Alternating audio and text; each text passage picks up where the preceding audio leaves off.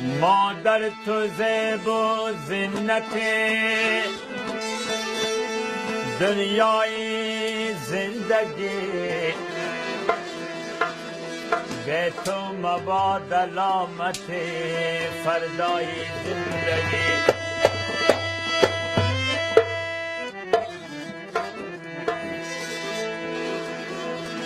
روشن جهان به چشمی من از خاک پای توست، آورده مرا به تماشای زندگی.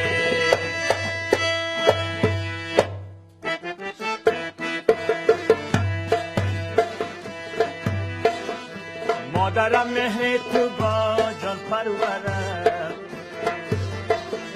غم شریکمون نیستم یاورم.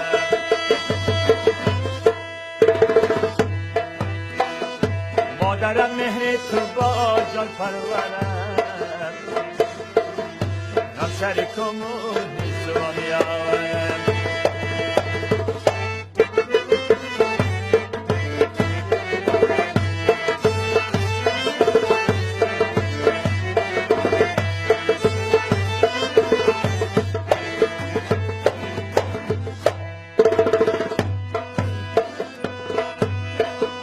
شبی را تا سحر اندر عذاب بودی تان که مرا می بود خواب. در مریضیم دلت می شد کباب، جان مادر گفتم می کردی خطاب. می نشستی در کنار بسترم، مادرم ای مادرم ای مادرم. مادرم مهر تو با جان پرورم، غم شریکمون نیستم یاورم.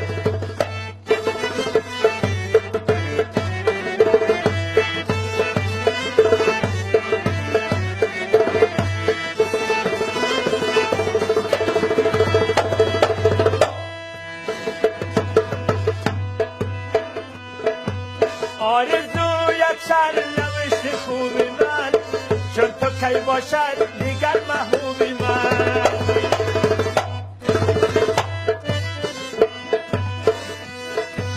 نزد تو پنهان نمان مایوبی من، رازی کی بودی بلد تو خوبی من. پرورش بالا دادی پیکرم، مادرم ای مادرم ای مادرم. مادرم مهر تو با جان پرورم، غم شریکمون نیستم یاورم.